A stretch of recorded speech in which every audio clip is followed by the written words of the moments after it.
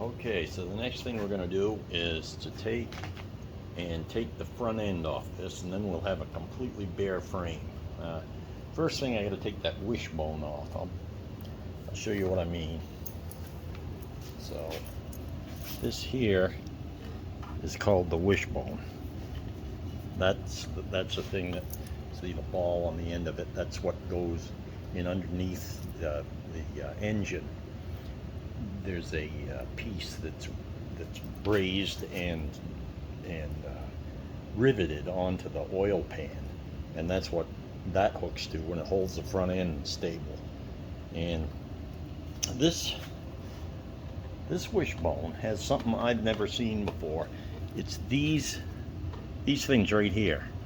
So like I said in the beginning of this, when I started recording this, I'm no expert on any of this. I'm learning all the time, and I've never seen one of these pieces. I kind of like it. It even connects it stronger to the front end, because normally what you get here is just this. There's one bolt here, there's one nut, and that comes up through this shackle. That's the bottom of the shackle, and then this drops off. But this helps to clamp it to the front axle too. So I kind of like that, really. I've just never seen it before. So I gotta remove that and then take the wishbone off, and then we'll be able to take the front axle off right here. That's where it's connected here. That's the only thing holding the front axle onto this frame right now, are these two nuts here, this thing here, and then this whole spring here will come right off, the leaf spring assembly. So we'll get to that next here.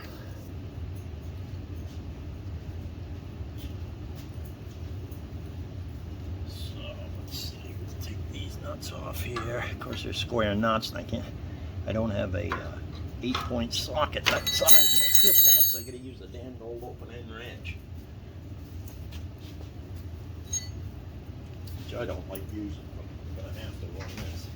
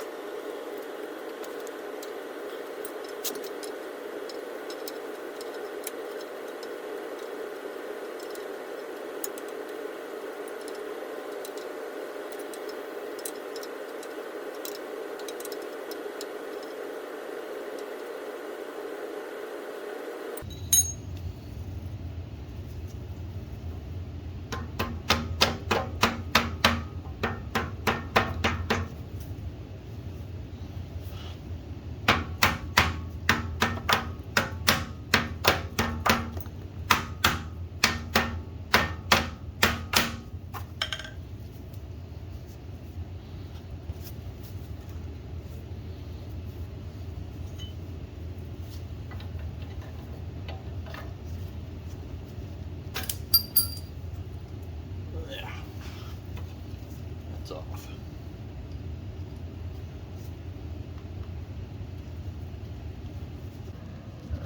Let's see here.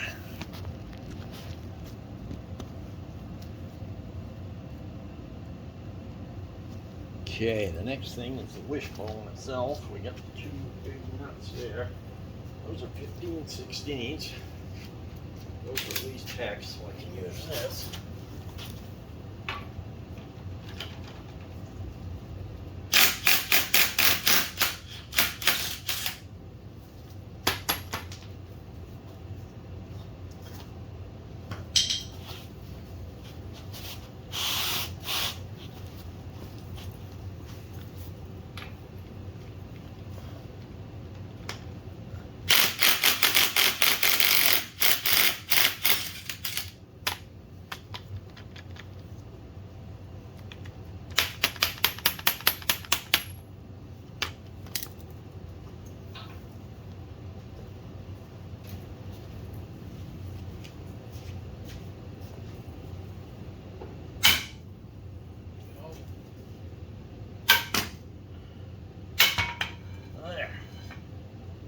wishbone.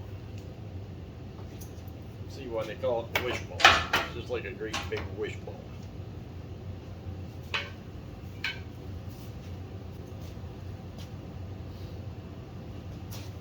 We'll start the nuts up there just so move that off.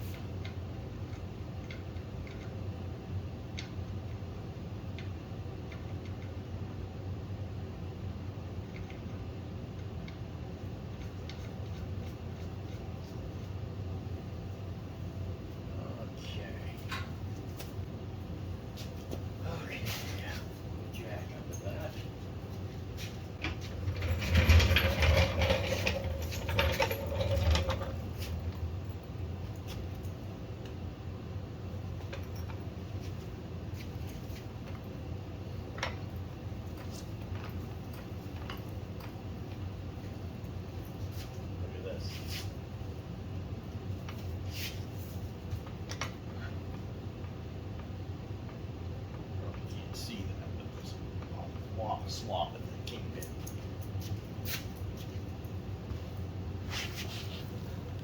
This one. Let's see if I can show you this.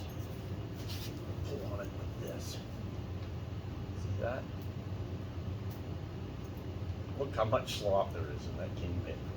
And it's all coming right out of this. This is the kingpin down here on that bottom. You can see it rocking right here. Where my finger is here. Watch here, and look at that. That's how sloppy that is. So the next thing I got to do is take these tires off. It's a lot different than taking the rear ones off. The rear ones have the hubs. This has got hubs, but not press fit.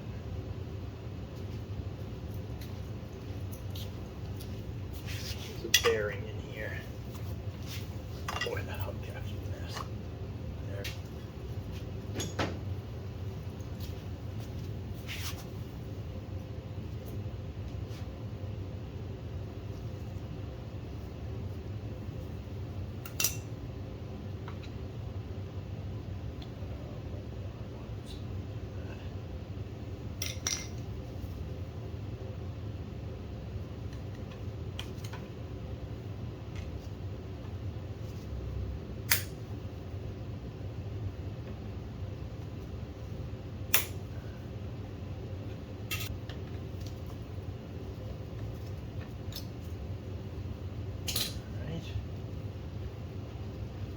This side, this nut this is a right-hand thread, normal right-hand thread. The other side's a left-hand thread.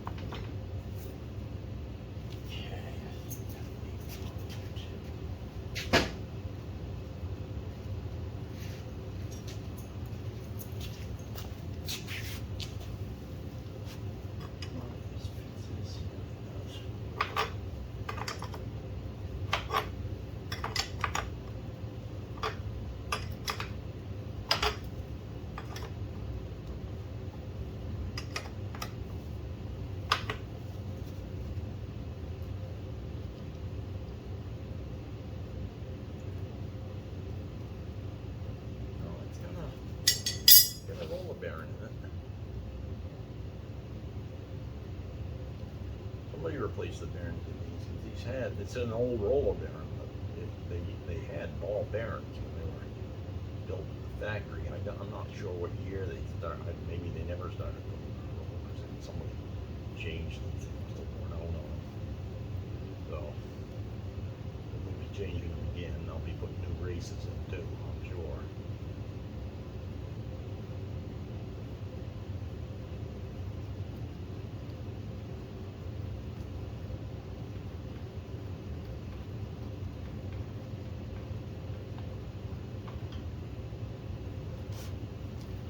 There.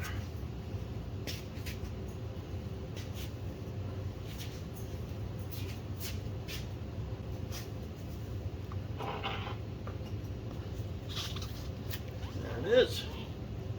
Front wheel's off there.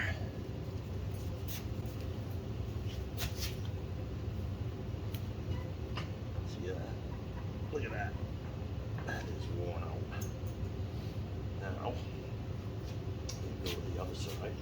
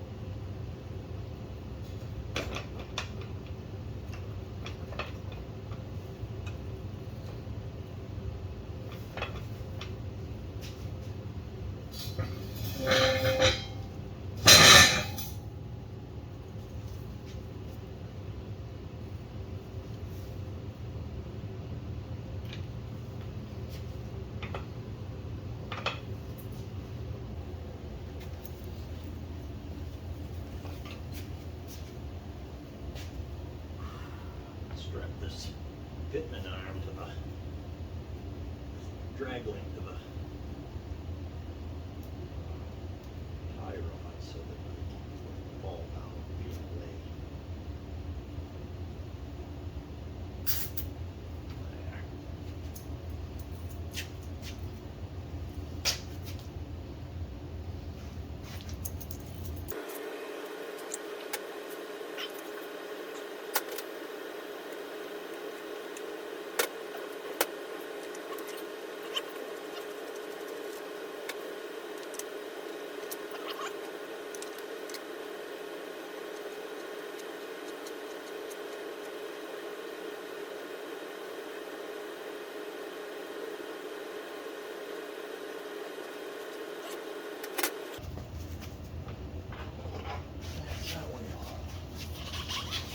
See that there's a seal here that you pop out, and there's another roller bearing in there.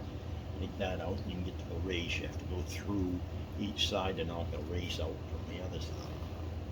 It's a press fit and hop. So we'll be going through all this stuff later.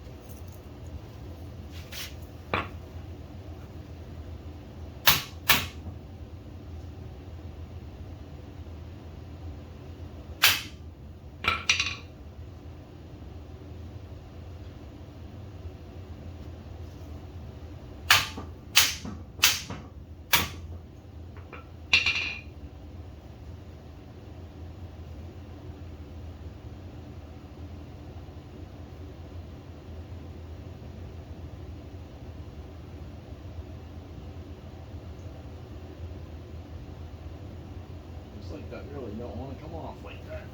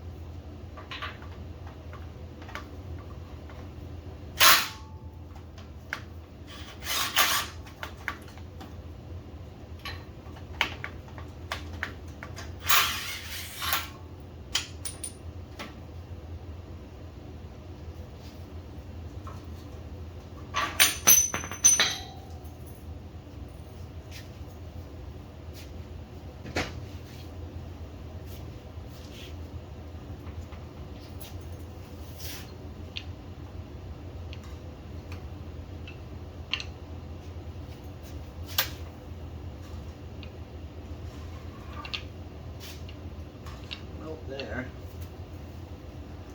Tip like it's out. It's alright. There. Oh, there's the front end.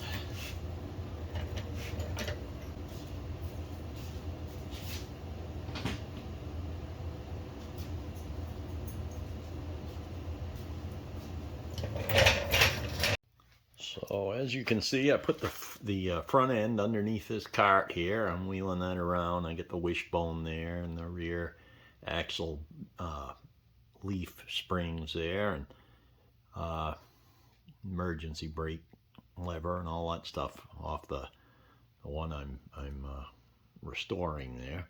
And also what I've done is I come over here and show you the frame.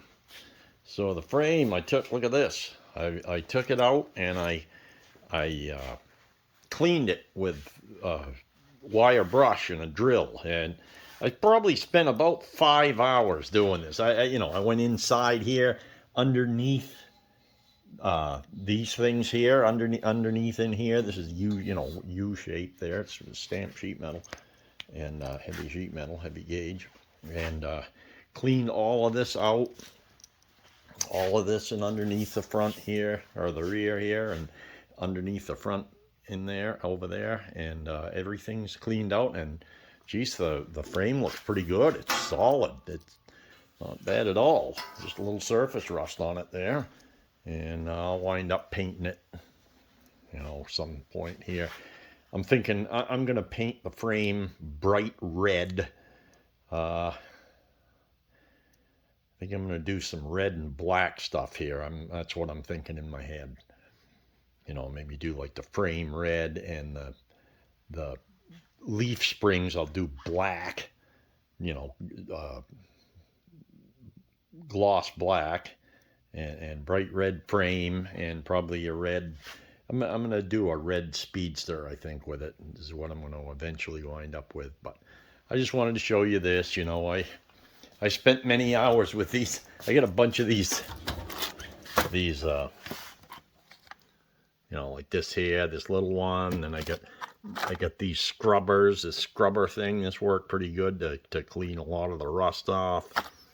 I just wound up using a bunch of these wire brushes, different size ones, cup brushes, and like I said, I got a little one here to get inside the frame with there and really clean it up. And so that's what I did there one day. I took, and like I said, about 5 hours worth, and I didn't film it because that's pretty damn boring looking, so but I gotta prime it and then paint it. And I don't know if I'll show you painting it or not. I got a real cheap paint rig that I bought from Harbor Freight that I've used to paint things with. I show it to you here. It's one of these HVLP guns. This thing right here. So it works okay, and I'm definitely not a painter by any stretch of the imagination, but I had to do something with the Roadster, and I mean, I think this thing was like $12 at Harbor Freight, and it don't work too bad. I mean, it's a lot better than a brush or a spray can. It's at least a lot more comfortable to use, you know. You got to get a little used to mixing the stuff, but you got to mix it with a hardener and it's got this reducer that I was using the stuff from Harbor Freight, and you've got this reducer, and then you got this catalyst hardener here, and you mix it up with the paint. Here's the paint that I use on the Roadster. It's gloss black, and mix it up with these mixing cups, and put it in the gun and shoot it, and it's not too bad how it works out. So, all right, I just wanted to let you know where I'm at. So the next thing we're going to tackle is this engine. Next thing I get to, I don't know when I'll get to it. It's let's see, this is August 9th, and I'm actually filming this. This is at the end of the movie of taking the front suspension out. I just wanted to show you this that I'd done after I got the suspension out, obviously. And I did that suspension quite a while ago, but I've been quite a few weeks ago. But I had to stop filming for a while I did some stuff to my Roadster. I don't know if you saw one of my previous videos there on big lesson learned and stuff. So if you didn't, you check it out there on my site. All right.